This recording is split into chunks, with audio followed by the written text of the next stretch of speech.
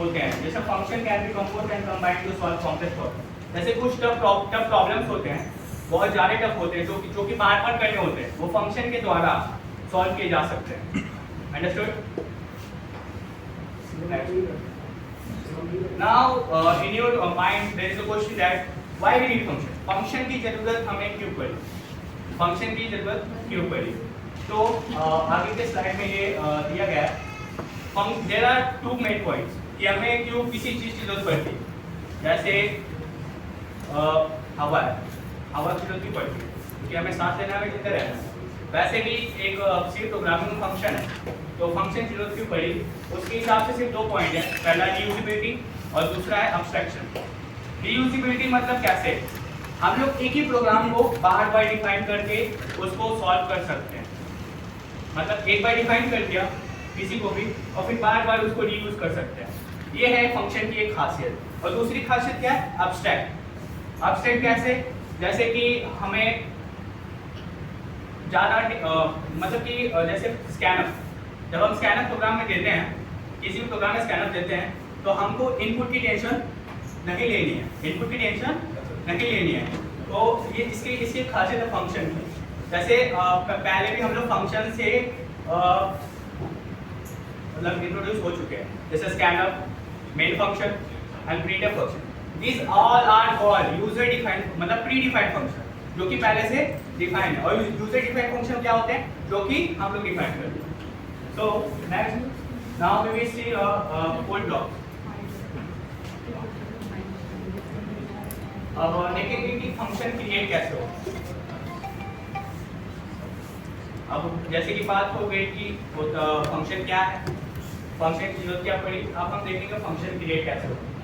अब syntax of function return है, जो कि आउटपुट हमें मतलब देना चाह रहा है। आउटपुट कितने फॉर्म में होते हैं? तीन फॉर्म में होते हैं, इंटीजर, फ्लोट एंड कैरेक्टर, ठीक है। और फिर इसके बाद दूसरा function name, what is the function name, कुछ भी डिफाइन कर सकते हैं हम लोग के ऊपर, यूजर डिफाइंड फंक्शन, ठीक है। और फिर इसके बाद आता है हम लोग का पैरामीटर लिस्ट, जिसको हम सेट ऑफ इनपुट्स भी कह सकते हैं। एक बात याद रखना कि पैरामीटर लिस्ट यानी जो हम इनपुट प्रोवाइड करते हैं, ये जरूरी नहीं कि हम लोग इनपुट प्रोवाइड ही करें, ये जरूरी नहीं है कि हम लोग इनपुट प्रोवाइड ही करें। अगर हम लोग इनपुट नहीं देते हैं, फिर भी रिटर्न टाइप में हमारी वैल्यू वो कंप्यूटेशन करके देता है, ठीक है। और ये उसके फंक्शन बॉडी और इम्प्लीमेंटेशन है, जैसे कि हम लोग कुछ भी डिफाइन कर सकते हैं। उसके बाद ऑप्शनल रिटर्न स्टेटमेंट भी दे सकते हैं हम लोग। Now let us demonstrate the function in a code block, okay. Example of function हम लोग यही मतलब कि जैसे हम लोग एक डेटा टाइप डिफाइन किए, इंटीजर टाइप, ठीक है, ऐड किए और फिर उसका पैरामीटर लीजिए, जहाँ इंटीजर है इंटीजर भी है। फिर इसके बाद कर्ली ब्रेसेस में हम लोग लिखते हैं रिटर्न a प्लस b।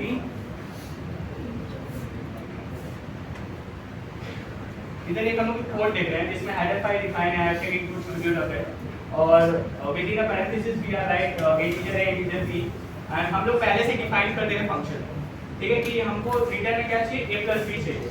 और रिजल्ट क्या, जो हम लोग बार बार ये कर रहे हैं, जो जैसे मैंने कि बताया था कि वो रीयूजेबिलिटी दे रहा है। हम लोग मेन फंक्शन के द्वारा बार बार 2-3 नंबर को ऐड कर सकते हैं। जैसे मैंने यहाँ 5 और 3 लिया, आप चाहे तो दूसरा भी नंबर ले सकते हैं। ना अब आप लोग के दिमाग में आता होगा कि हमने जैसा सोच लिया कि फंक्शन होता क्या है, फंक्शन की जरूरत क्यों पड़ी और फंक्शन दिखता कैसे। मतलब मेरा एम यही था आप लोग के सामने एक ओवरव्यू देना कि फंक्शन आखिर होता कैसा है, आपको सामने फंक्शन दिखता कैसे है। अब बाकी की बात हमारे एक्सपर्ट करेंगे आपके सामने।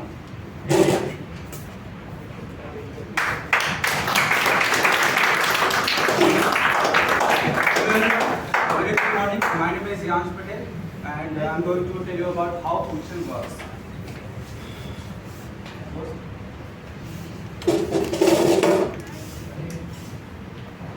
इससे बाहर है, इससे हाँ।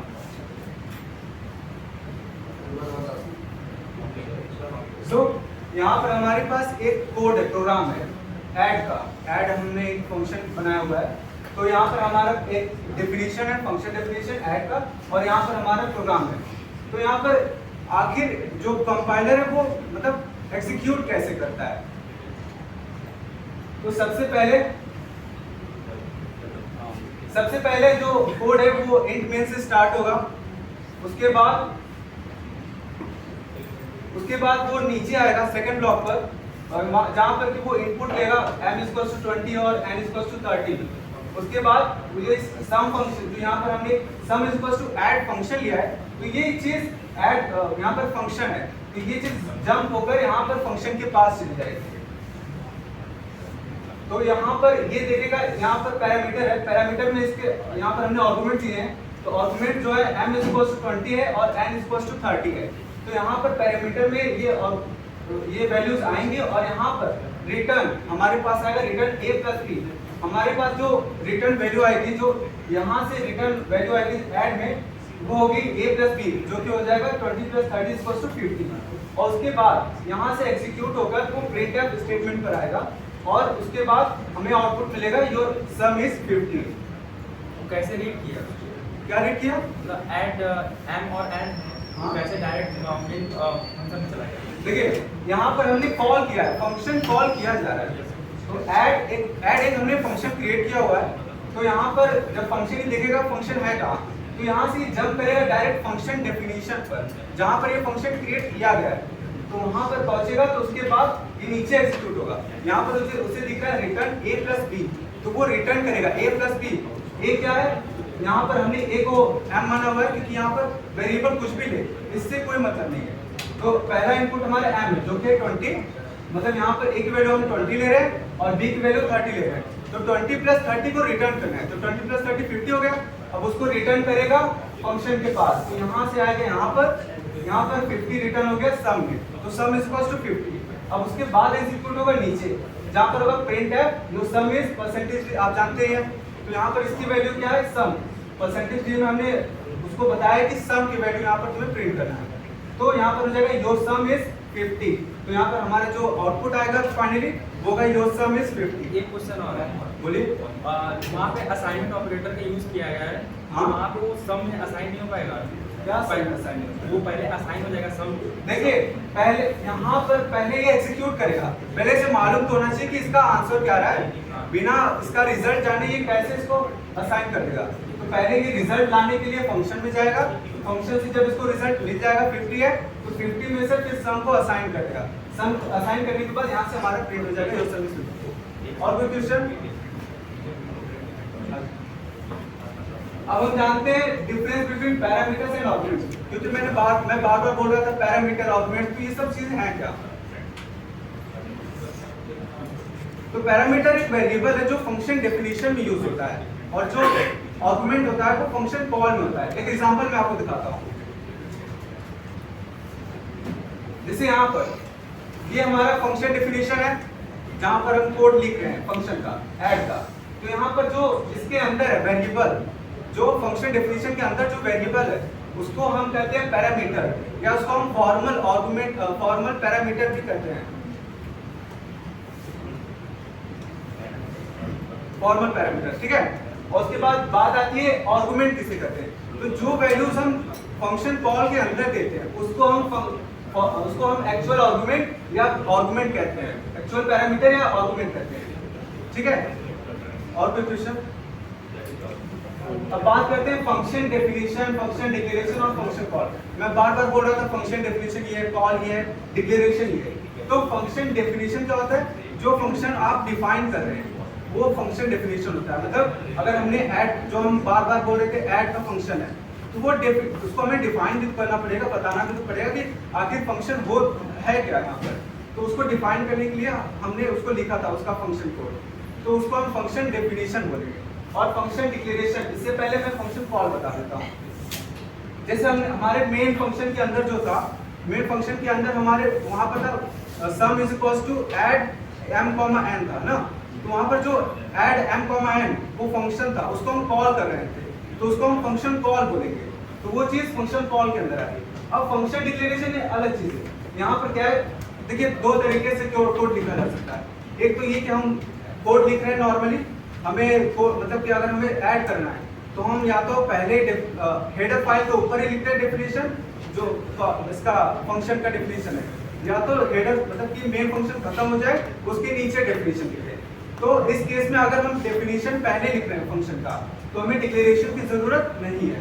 लेकिन अगर हम मेन जो फंक्शन है ऐड फंक्शन, वो अगर हम मेन फंक्शन के बाद एकदम नीचे लिखते हैं तो हमें कंपाइलर को बताना पड़ेगा कि डिक्लेयर मतलब हमारे पास ऐड नाम का एक फंक्शन है, उसको तुम्हें एग्जीक्यूट करना है।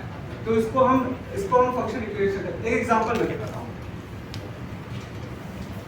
जैसे यहाँ पर एक कोड है, ठीक है, यहाँ पर हेडर फाइल है, ठीक है, हेडर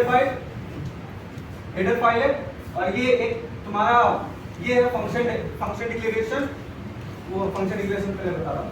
ये हेडर फाइल है, नॉर्मली सबको पता है। ये मेन फंक्शन है जिसमें हम कोड एग्जीक्यूट करते हैं।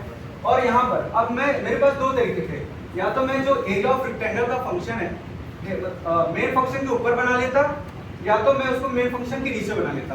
मे भी हो सकता है कि मैं भूल गया बनाना मतलब कि एरिया ऑफ रेक्टेंगल, तो मैं बाद में उसको नीचे भी लिख सकता हूँ। अगर मैं इसको यही सेम फंक्शन डेफिनेशन अगर मेन फंक्शन के ऊपर लिखता तो मुझे डिक्लेयर करने की जरूरत नहीं होती। लेकिन मान लो मैं भूल गया, अब मुझे उसको मेन फंक्शन के नीचे लिखना है, तो मुझे कंपाइलर को बताना भी पड़ेगा कि यहाँ पर एक एरिया ऑफ रेक्टेंगल नाम का एक फंक्शन है, तो उसके लिए हमको उसे डिक्लेयर करना होगा। डिक्लेयर करने के लिए क्या करना होगा, एरिया मतलब यहाँ पर रिटर्न टाइप लिखना होगा, फिर उसके बाद फंक्शन नेम लिखना होगा, पैरामीटर लिस्ट, उसके बाद कॉलन डायरेक्ट। इसको हम कहते हैं फंक्शन डिक्लेरेशन। और उसके बाद जो हमारा फंक्शन डेफिनेशन उसको हम नीचे लिख सकते हैं। एक मिनट रुकना। हाँ? ये कोड वो वाला कोड लाना, पिछले वाला, इसके बाद इसके बाद वाला ना, जो भी रेक्टेंगल वाला कोड बता रहा था ये है ना, इसके बाद रेक्टेंगल वाला। ये कोड रन होगा। हाँ, होना तो चाहिए। एक बार सही से देखो, ये तुमने खुद से लिखा है कॉपी किया? मैं लिखा है। सही से देखो, रन होगा। एक माइनर सा मिस्टेक है। अब तुमने बोला कि रन नहीं करेगा। रन नहीं करेगा सर। सर वो रेक्टेंगल की स्पेलिंग में प्रॉब्लम है। रिकॉर्डिंग माफ कीजिएगा। और तुमने बोला तुम हेडर के ऊपर अरे तो उसके बाद बता एक मिनट शांत हो। एग्जांपल। हाँ, नहीं, तुमने बोला हेड ठीक है, सही है, पॉइंट सही है। आप लोग इस पे ध्यान दीजिए कि फंक्शन का नाम वो बिल्कुल सही है। फंक्शन का नाम दोनों जगह क्या होना चाहिए? ये होना चाहिए था, वो जल्दी हो गया। और ये तुमने बोला हेडर फाइल के ऊपर मतलब फंक्शन डिक्लेयर कर सकते हैं। माफी। वहाँ पे नहीं मिले। लोगों को क्यों बोल रहा है? ये लोगों को तो यही लगेगा ना कि नहीं तो उसके तुमने बाद ये एग्जांपल बोला, दिखाया, एग्जांपल दिखाते हुए बताया मैंने। पॉइंट तो गलत थी ना कि हेडर फाइल के ऊपर कैसे डिक्लेयर कर सकते हैं। और चीज़ों का ध्यान रखें आप। नहीं, ठीक है, आप लोग सीखिए। पहली चीज वो सीनियर है और वो अच्छे हैं दोनों। मतलब यहाँ पे तीन लोग भी हैं जो बहुत अच्छे हैं। प्रोग्रामिंग में इन लोगों को बहुत अच्छा माना जाता है। तो सीख के वो जो बता रहे हैं उसको भी, है ना, हंसने की जरूरत नहीं है। उनके पॉइंट्स पे ध्यान दीजिए। This is called function declaration. This is called function declaration. हाँ तो देखिए ये फंक्शन डिक्लेरेशन है। अब ये तो लैपटॉप से चला नहीं गया तो सब मिस्टेक हो रहा है। तो ये फंक्शन डिक्लेरेशन है और ये फंक्शन कॉल है, यहाँ पर हम कॉल कर रहे हैं। और ये हमारा फंक्शन डेफिनेशन है जो कि हमने एकदम लास्ट में लिखा था मेन फंक्शन के नीचे। अब पैरामीटर्स पासिंग मेथड। अब पीछे को बैक जाओ। Back to back.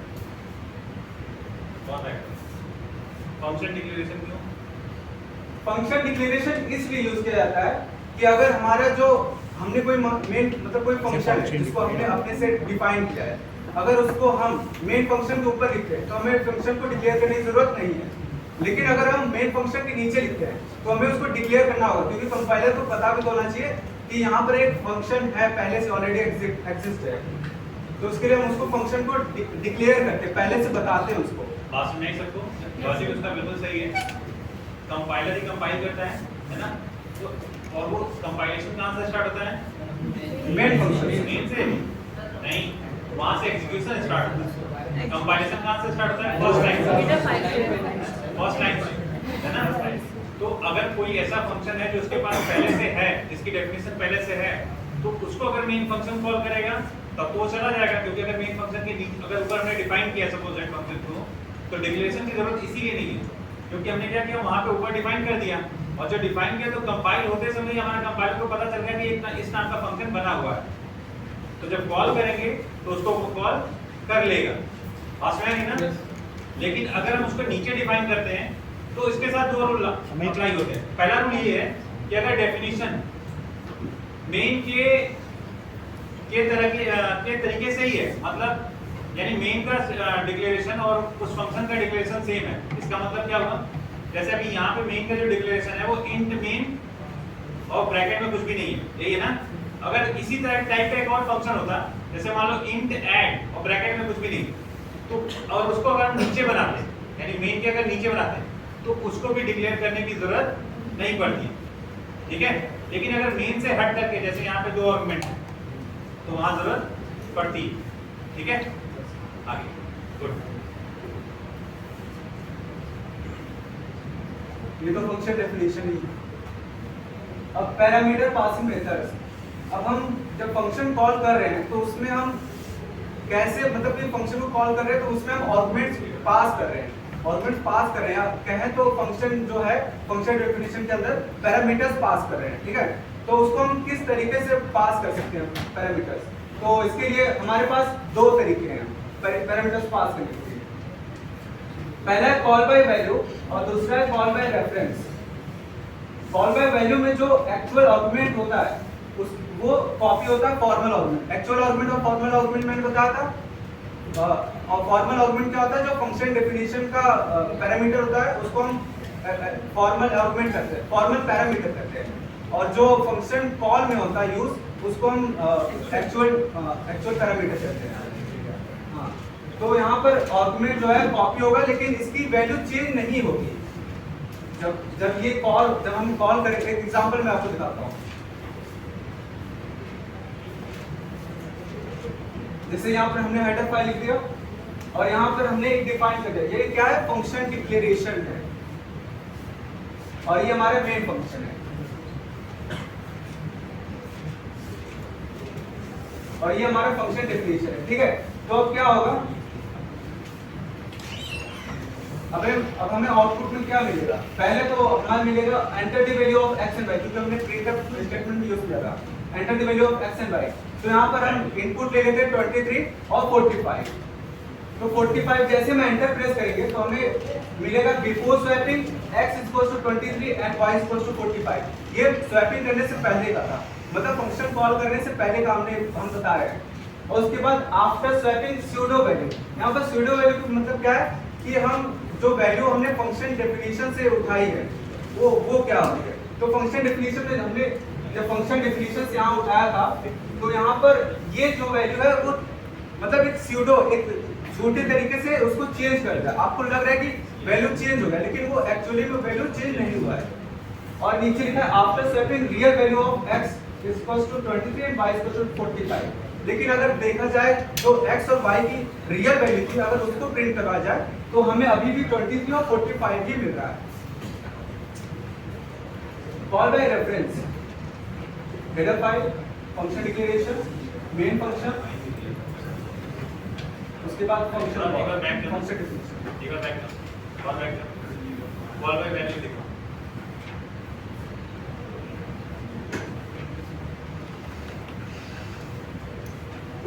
बस बताओ कॉल बाय वैल्यू कैसे एक्सप्लेन करो। यहाँ पर हेडर फाइल है, ये फंक्शन डिक्लेरेशन है, ये मेन फंक्शन है। जब एग्जीक्यूट होगा तो मेन कॉल बाय वैल्यू क्या होता है? कॉल बाय वैल्यू, जब हम जो हमारी जो फंक्शन कॉल में जब हम फंक्शन कॉल करते हैं तो उस समय जो वैल्यू होती है उसको हम कॉपी करते हैं फंक्शन डेफिनेशन के अंदर। मतलब वैल्यू जैसे नाम से ही क्लियर है उसके। हाँ, कॉल बाय वैल्यू यानी जब फंक्शन की कॉलिंग होगी वैल्यू के तो उसमें वैल्यू पास होगी, कोई वेरिएबल पास नहीं होगा। क्या पास होगा? Value pass. तो यहाँ से पहले एग्जीक्यूट होगा, यहाँ पर x और y वेरिएबल हमने ले लिया है और उसके बाद प्रिंट कर क्या करेगा, enter the value of x and y, फिर एंटर हो जाएगा, मतलब नेक्स्ट न्यू लाइन में चला जाएगा। उसके बाद हम x और y की इनपुट लेंगे यूजर से और उसके बाद प्रिंट करवाएंगे बिफोर स्वैपिंग x = x की वैल्यू इनपुट करवा रहे हैं, मतलब दिखा रहे हैं, और y = y की वैल्यू दिखा रहे हैं कि जो यूजर ने उसने इनपुट दिया क्या है। तो उसके बाद हम स्वैप जो फंक्शन है उसको कॉल कर रहे हैं, तो फंक्शन कॉल कर रहे हैं तो यहाँ पर x और y जो वैल्यूज हैं वो फंक्शन के पैरामीटर में पास किए जाएंगे। यहाँ पर x और y की वैल्यू आएगी, फिर यहाँ पर इन दोनों की वैल्यू इंटरचेंज की जाएगी, तो x की वैल्यू y पे रिप्लेस हो जाएगी और y की x से रिप्लेस हो जाएगी। लेकिन बेसिकली यहाँ पे समझाने का था, ठीक है, यहाँ पे किसी को इस पॉइंट को ध्यान रखना, ठीक है, यहाँ पे समझाना है और किसी और बैक यहाँ पे बेसिकली ध्यान ये देना है, कॉल में वैल्यू का मतलब क्या है, फंक्शन की कॉलिंग कहाँ से हो रही है, वो स्वैप जो फंक्शन है उसकी कॉलिंग कहाँ हो रही है, यहाँ Swap। दिख रहा है ना, तो यहाँ से x और y पास किया गया, क्या पास किया गया, x और y पास नहीं हुआ, x और y की वैल्यूज पास, यानी जब हम फंक्शन को कॉल कर रहे हैं तो जो हमने x और y की वैल्यूज ली है उसको पास, यानी जैसे मेमोरी में x और y का स्पेस बनेगा 2-2 बाइट का या 4-4 बाइट का, इट्स डिपेंड अपॉन कंपाइलर, है ना, मान लो 2 बाइट का बना, 2 बाइट का x 2 बाइट का y, अब इनपुट दे दिया यूजर ने मान लो 10 और 20, x में 10 और y में 20, तो जब पास होगा वैल्यू यानी जब ये फंक्शन को कॉल करेगा, पास में नहीं ना, तो यहाँ से सीधे चला जाएगा इस फंक्शन के पास, कहाँ पे, स्वैप जहाँ पे भी डिफाइन होगा वहाँ से, तो यहाँ से सीधे चला जाएगा स्वैप के पास, और वहाँ पे जाएगा तो यहाँ से लेके क्या जाएगा, x और y की वैल्यू, x और y को लेके नहीं जाएगा, x और y की वैल्यू सिर्फ लेके जाएगा, x की वैल्यू यानी 10 लेके जाएगा और 20 लेके जाएगा, उसका कोई रेफरेंस x और y से नहीं होगा, वो सिर्फ x और y की वैल्यूज जाएंगी, बात समझ नहीं है, x और y की क्या जाएगी वैल्यूज, आगे चलो, जैसे यहाँ पे आया तो x की वैल्यू क्या थी वहाँ पे 10 और 20, जब वहां से 10 और 20 आया तो 10 को किसमें स्टोर कर लिया मैंने a में, 20 को b में, अब कितने बाइट स्पेस ले गया है, यहाँ पे भी दो बाइट के हिसाब से 4 बाइट की तरह बना, यानी 2 बाइट a के लिए 2 बाइट b के लिए, अब जब हम स्वैप कर रहे हैं तो किसके अंदर स्वैप कर रहे हैं, a और b के अंदर स्वैप कर रहे हैं, कहाँ स्वैप कर रहे हैं, a और b के अंदर स्वैप कर रहे हैं, और इसके बाद अगर हम यहाँ पे किसको प्रिंट करा रहे हैं, x और y को, तो यहाँ एरर आ जाएगा, यहाँ पे एरर आ जाएगा ना, क्या होना चाहिए a b, तो यहाँ तो स्वैप वैल्यू प्रिंट करेगी क्योंकि आपने यहाँ स्वैप कर लिया, बट जब यहाँ फंक्शन खत्म होगा तो जहां से कॉल हुआ है वहां वापस जाता है, क्योंकि देखो फंक्शन में रिटर्न टाइप मस्ट है ना, फंक्शन में रिटर्न टाइप देना मस्ट है, इवन वॉइड ही दीजिए बट दीजिए, वॉइड ही दीजिए बट दीजिए, ऐसा क्यों, इंट फ्लोट डबल रिटर्न करता है वो तो समझ में आ रहा है, जैसे ये स्वैप फंक्शन वॉइड रिटर्न कर रहा है, क्या रिटर्न कर रहा है, तो वॉइड रिटर्न करने का मतलब क्या होता है, क्या रिटर्न होता है, मैंने बताया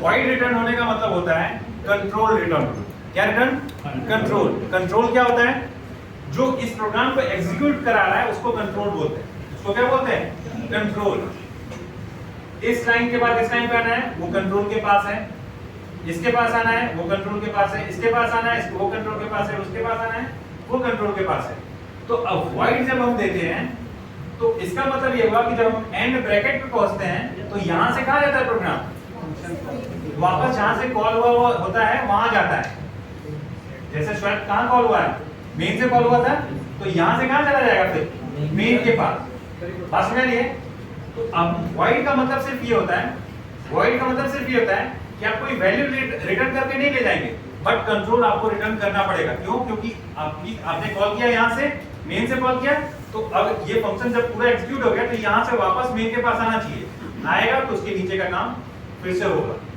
तो कंट्रोल तो हमें रिटर्न करना पड़ेगा ना, जो कंट्रोल क्या होता है, जो स्टेटमेंट्स को एग्जीक्यूट कराता है उसको हम लोग कंट्रोल बोलते हैं, उसको हम लोग क्या बोलते हैं, कंट्रोल बोलते हैं। ये जो स्वैप फंक्शन है और यहाँ पे इन्होंने जो लिखा x और y, तो इस फंक्शन के लिए x और y मतलब बिना डिफाइंड वेरिएबल है, हां यहां पर डिफाइन करें, अगर सर हम डिफाइन करते हैं हम x और y, मान लो इस फंक्शन में x और y डिफाइन करती है, जैसे मान लो यहां पे int a की जगह पे x ले लेते हैं और यहां पे y अलग से ले लेते हैं, int x और int y, तो फिर क्या प्रिंट होता है यहाँ पे, गार्बेज, ठीक है आगे, ठीक है आगे कॉल बाय रेफरेंस, यहाँ पर एक पॉइंटर हमने लिया, पॉइंटर वेरिएबल पॉइंट a और एस्टिक बी, ठीक है, ये एड्रेस स्टोर करता है। पॉइंटर क्या स्टोर करता है? एड्रेस। तो वैल्यू, हाँ, और ये हमारा मेन फंक्शन है। सेम वैसे enter the value of x and y, उसके बाद बिफोर स्वैपिंग एक्स की वैल्यू हम एक्स ही प्रिंट करवा रहे हैं, वाई की वैल्यू वाई ही प्रिंट करवा रहे हैं। फिर स्वैप एक्स और वाई, एक्स और वाई मतलब स्वैप फंक्शन हम कॉल कर रहे हैं, जिसमें हम एड्रेस, जिसमें हम एक्स और वाई की वैल्यू मतलब सेंड कर रहे हैं, ठीक है, मतलब एड्रेस सेंड कर रहे हैं, एक्स और वाई का एड्रेस हम सेंड कर रहे हैं। ये हमारा फंक्शन डेफिनेशन। फंक्शन डेफिनेशन किसका है? स्वैप का। यहाँ पर ये हमारा एड्रेस है, ठीक है, तो ये एक्स और वाई के एड्रेस स्टोर करेगी। तो जितने भी चेंजेस होंगे वो एड्रेस में चेंजेस होंगे, मतलब अगर एड्रेस में चेंज हो रहा है तो इसका मतलब उसकी जो वैल्यू है वो भी चेंज हो रही है एक तरीके से। तो इसका आउटपुट क्या आएगा? वैसे यहाँ पर ए और बी रहना चाहिए था, बोल जाओ। तो उसके बाद enter the value of x and y, हमने इनपुट किया 23 और 45। उसके बाद जब हम एंटर प्रेस करेंगे तो हमारी वैल्यू आएगी before swapping x equals to 23 and y equals to 45। और आफ्टर स्वैपिंग स्यूडो वैल्यू जो हमारी जो फंक्शन ने रिटर्न किया है, जो फंक्शन के अंदर जो वैल्यू थी वो क्या रिटर्न आई है, तो वो है after swapping pseudo value of x equals to 45 and y equals to 23। Now जब हमने फंक्शन कॉल किया था, अब उसके बाद हम देख रहे हैं कि उसकी रियल वैल्यू क्या आई है। अब हम फिर से x और y की वैल्यू प्रिंट करवा रहे हैं, तो उस समय क्या आएगा? After swapping real value of x equals to 45 and y equals to 20। मतलब इसकी x की रियल वैल्यू ही चेंज होगी वहां पर। कुछ आप क्वेश्चन है, बोलिए सर। कॉल बाय रेफरेंस में कॉल बाय पॉइंटर वेरिएबल का मैं call by call by reference में पॉइंटर वेरिएबल पॉइंटर क्या होता है? वेरिएबल का यूज कर सकते हैं this is the pointer use pointer pointer इसलिए यूज किया जा रहा है क्योंकि हमें एड्रेस स्टोर करना है। अगर हम एड्रेस पे ही, अगर आप मान लीजिए, वैसे तो आप मान लीजिए किसी के घर रह रहे हैं, तो एग्जांपल नहीं आ रहा। जैसे मेरा मिस ये है कि पॉइंटर वेरिएबल का एग्जांपल लेके इसको मतलब हम कॉल बाय रेफरेंस हम इसलिए पॉइंटर यूज कर रहे हैं क्योंकि हमें एड्रेस की जो वैल्यू है उसी को चेंज कर देनी है। नॉर्मल वेरिएबल का यूज कर सकते हैं या नहीं, नॉर्मल वेरिएबल के लिए हमें हमारे पास कॉल बाय वैल्यू है। और पॉइंटर किस लिए? कॉल बाय रेफरेंस के लिए। ये देखो नाम से क्लियर है, कॉल बाय रेफरेंस। किसी के द्वारा तुम भेजे जाते हो, जैसे हॉस्पिटल में जाते हो या कहीं कॉलेज में जाते हो, तो किसी के द्वारा भेजे जाते हो, उसके लिए पर्टिकुलर एड्रेस की जरूरत पड़ती है। वैल्यू एट एड्रेस, इसलिए वो पॉइंटर यूज हो रहा है यहाँ पे, वैल्यू एट एड्रेस, ठीक है, एस्टेरिस्क। और कोई क्वेश्चन है किसी के पास? रिटर्न टाइप जो तुमने बताया था, फंक्शन का बता रहे थे, उसके एक एक्सप्लेन दोबारा करना। रिटर्न टाइप्स बता रहे थे। 5 में क्वेश्चन कर दे रहे आप लोग। रिटर्न टाइप मींस आउटपुट क्या मिलना चाह रहा है। जैसे आपने इंटीजर टाइप है तो इंटीजर टाइप आउटपुट मिलेगा, फ्लोट टाइप है तो फ्लोट टाइप मिलेगा, कैर टाइप है तो कैर टाइप मिलेगा। तो उस टाइम तुमने बोला था कि सिर्फ 3 टाइप है, तो अगर हमने वर्ड यूज कर लिया था, ये रहा ना। जैसे कि मैंने बोला कि कंट्रोल देगा तो कंट्रोल, बट तुमने जब वो रिटर्न टाइप बता रहे थे तो मैंने ये बोला कि सिर्फ 3 टाइप है, तुम्हारी स्टेटमेंट ये था। वो चीज़ नहीं, मैंने जनरली एग्जांपल दे कि 3 टाइप के होते हैं, हमने सीखे 3 तीन टाइप। टाइप के होते हैं तो तो लाइक अगर पहली बार कोई पढ़ रहा है तो वो सिर्फ उन 3 टाइप को लेके चल रहा है। आगे वो और एग्जांपल वो वर्ड यूज करो। और कोई question? What is the need of call by reference? Call by reference की क्या जरूरत है?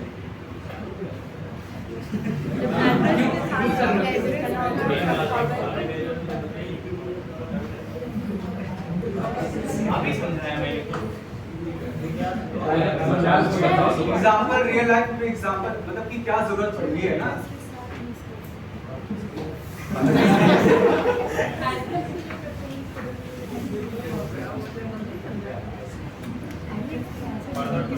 जैसे होता क्या है, रियल लाइफ एग्जांपल हम लोग बता रहे हैं कि जैसे तुम्हें कहीं जाना हो, अगर तुम्हारी जान पहचान अच्छी ना हो, ठीक है, जान पहचान अच्छी ना हो, अगर दूसरी क्यों नहीं है, एग्जांपल नहीं है, एग्जांपल दे रहे हो। अगर तुम एड्रेस ए डाल रहे हो तो उसका एड्रेस दे रहे हो ना। वो पूछ रहा है कि कॉल बाय वैल्यू जब है तो वहाँ पे कॉल बाय रेफरेंस का क्या है? रियल लाइफ एग्जांपल से देख करके बता रहे हैं ना। Real life example real life से वो रिलेट कर रहा है, सर भी रियल लाइफ से रिलेट करते हैं, तो एक वो बार बता सुन रहे लो हैं, उसके उसको पहले, सुन लो, उसके फिर- बाद बोलो। अगर आप एक्स्ट्राऑर्डिनरी हैं नहीं तुम बोलो, स्टैंड अप बोलो, बोलो। भैया तुम बोलो। देखो होता क्या है ना, कहीं अगर तुम जा रहे हो, ठीक है, अगर तुम्हारे वहाँ जान पहचान अच्छी नहीं है, तुम क्या करते हो, पहला बात तो किसी से सुनते हो कि हाँ यहाँ अच्छा है, यहाँ खराब है, और दूसरा क्या, अगर कोई व्यक्ति मिल गया तो तुम्हें उस जगह के बारे में अच्छे से बताएगा, उसका एड्रेस भी देगा, ठीक है। उसी के हिसाब से हमें नीड पड़ेगा कि अगर हम कोई भी वैल्यू दे रहे हैं तो किस जगह दे रहे हैं ये दिखाना चाहते हैं, तो कॉल का डिफरेंस जरूरत किस लिए पड़ेगा। या ऐसे भी कह सकते हैं कि अगर मान लीजिए हम वैल्यू दे रहे हैं, ठीक है, हम फंक्शन कॉल कर रहे हैं, अब हमें क्या है कि जो वैल्यू फंक्शन जैसे जो फंक्शन कॉल बाय रेफरेंस था, कॉल बाय रेफरेंस में हमने क्या किया था, एड्रेस स्टोर किया, उसके बाद वहाँ पर जब कॉल हुआ फंक्शन तो उसने एड्रेस जो उसकी रियल वैल्यू थी उसको ही चेंज कर दिया। तो I hope you clear. Now, anyone? How many parameters can I pass in your function? हाँ Is there any limitation? Kind of how many parameters can I pass in a function? Is there any limitation? it depends on memory. Many ways, as I told you initially that in input section, it is not necessary to provide always the input. Is there any effect on processing? No, it is the output will be given. If you didn't give input, the output is given. देखिए आपको पूछना है कि parameter कितने पास कर सकते हैं या कोई लिमिटेशन है। पैरामीटर्स आप पास कर सकते हैं, लिमिटेशन आपकी मेमोरी के ऊपर डिपेंड करता है। अगर आप इसका दो, मान लीजिए एग्जांपल दे रहे हैं, अगर आप दो पैरामीटर पास कर रहे हैं, दो और वो जो रैम एग्जांपल है, सपोज 2 GB रैम यूज कर रहा है, ठीक है, तो अगर आप 3 पैरामीटर पास करेंगे तो वो नहीं ले पाएगा। तो इसके लिए आपकी मेमोरी मतलब आपका अब ये एग्जांपल है कि ये आपका मेमोरी पे डिपेंडेंट है, आर्गुमेंट कितना पास है। Memory dependent. हाँ Main is also type of function. हाँ, main is also type of function। अगर आप कहीं भी फंक्शन डिफाइन नहीं कर रहे हैं तो ये समझ लीजिए मेन एक फंक्शन पहले से आता है। Who call this main function? हाँ, Who call this main function? कौन कॉल करता है? आपका ये ऑपरेटिंग सिस्टम। और कोई सिंपल डाउट है? मिस्टर शोएब बताइए और कोई क्वेश्चन? अरे जी पूछिए। आज ये लास्ट ईयर, इसके बाद नेक्स्ट प्रेजेंटेशन फिर नेक्स्ट फ्राइडे को होगा। नेक्स्ट फ्राइडे को नहीं, मंडे को होगा, ठीक है ना? मंडे को तुम तीनों को आना पड़ेगा। Yes sir. अरे जी पूछिए। सर एक बार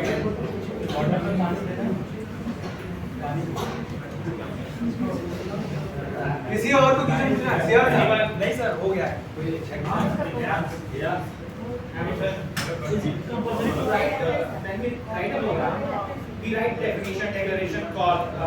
आवाज नहीं।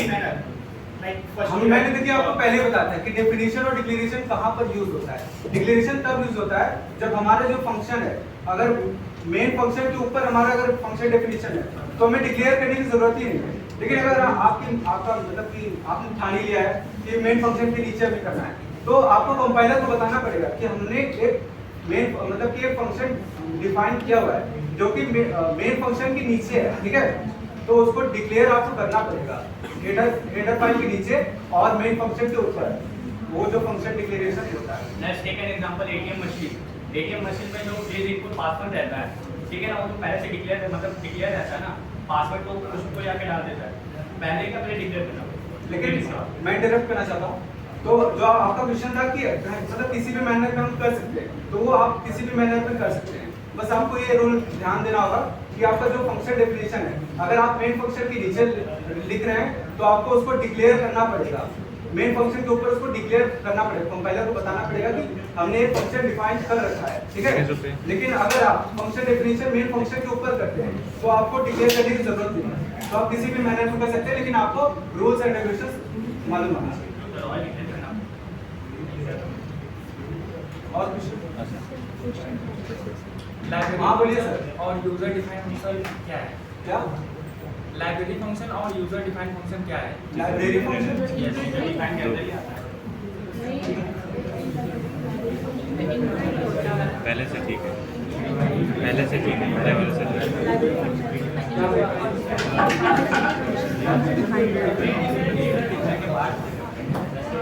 लाइब्रेरी फंक्शन होता है क्या, एक बार एक्सप्लेन करेंगे आप? प्री डिफाइंड फंक्शन आप पूछ क्या रहे हैं? पूछ रहे हैं, हमको नहीं पता। अरे जो पहले से डिफाइन होते हैं जैसे प्रिंटर, स्कैनर, मेन। ठीक है, 10 मिनट बचा है, शुक्रिया, थैंक यू।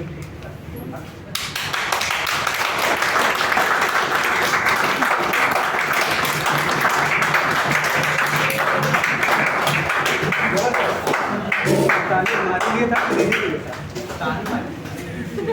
मतलब आपने बहुत अच्छा किया सर। वीडियो ऑफ कर दो।